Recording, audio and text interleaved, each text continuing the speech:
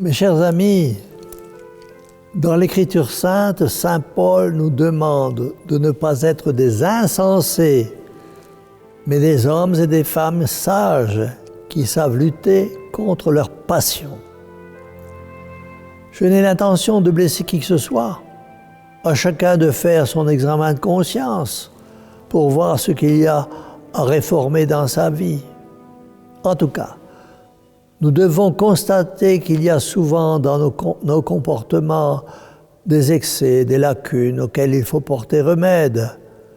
Voyons donc ensemble aujourd'hui quels peuvent être en général les objets de la jalousie. La Sainte Écriture dit « J'ai jeté un regard à travers le monde, j'ai examiné les travaux des hommes et j'ai constaté que tous leurs biens sont exposés à l'envie. » Mes amis, la jalousie règne partout. Une personne disait « On ne nous pardonne ni nos talents, ni nos succès, ni nos amis, ni notre fortune. » Et affirmant, elle ajoutait « Il n'y a que la mort qu'on nous pardonne, et encore. » Ce que l'on jalouse, c'est la santé, comme le premier des biens. Mais encore la jalousie de la santé n'est rien auprès de la jalousie de la beauté, de cette beauté qui n'est pourtant qu'une chose éphémère. Ah, mes amis, la jalousie est un grave défaut, un grave péché. Bien des personnes sont plus sensibles à une critique sur les imperfections de leur anatomie que sur les défauts de leur caractère. Et il y a des personnes, et malheureusement elles sont nombreuses, qui pour rendre jaloux les uns et les autres, usent de mille et un artifices pour se donner une apparence de jeunesse, une apparence de beauté. Ah mes amis, quelle beauté! Qu'elle n'hésite pas, surtout, à se regarder dans une glace et d'en profiter, car 3 jours après la mort, on n'osera plus les approcher. Tout passe. Dieu seul est éternel. Mes chers amis, de la jalousie impuissante à la haine, il n'y a qu'un pas. N'a-t-on pas vu, à certaines époques, la jalousie diviser, dissocier, détruire toute famille, toute société, toute congrégation religieuse, pour être forte, mais d'une force constructive, elles ont besoin de toute évidence d'union, de cohésion, donc d'amour. La jalousie et la haine n'ont jamais rien construit. Elles font au contraire des travaux de démolition. On est humain et donc vraiment homme que par l'inclination du cœur à la bonté, à la bienveillance, à la douceur, à la miséricorde. La haine est satanique. Le démon n'aspire qu'à détruire l'œuvre de Dieu, car le démon, c'est le grand jaloux. Malheureusement, ses disciples ne manquent pas.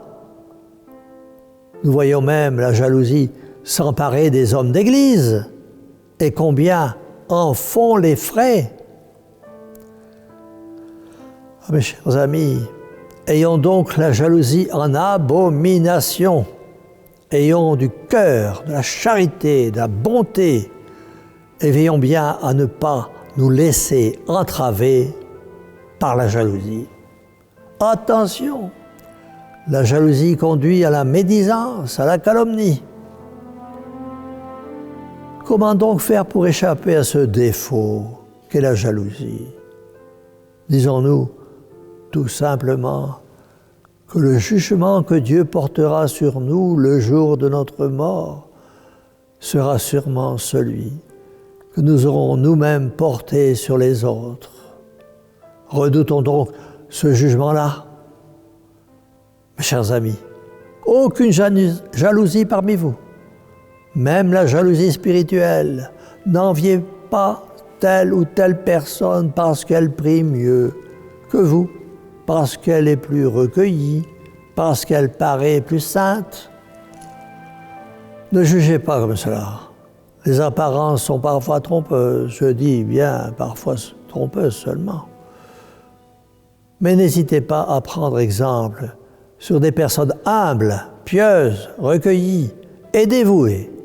Fouillez donc la jalousie pour que votre prochain proche ne vous fuit pas comme on se garde des guêpes. Ainsi, si vous savez éloigner de vous la jalousie, vous trouverez la paix intérieure et la joie de vivre, même si dans ce monde c'est difficile. Mes amis, que la douce, l'humble, l'aimante Vierge Marie vous vienne en aide pour que jamais, au grand jamais, parmi vous, la jalousie ne s'introduise dans vos vies, ou tout au moins, qu'elle disparaisse. C'est pourquoi nous disons à cette bonne mère qui nous aime tant et qui veut notre salut, ô Marie, Mère au cœur douloureux et immaculé, sauvez-nous. Et que la bénédiction du Dieu Tout-Puissant, Père, Fils et Saint-Esprit, descende sur vous tous et y demeure à jamais. Ainsi soit-il.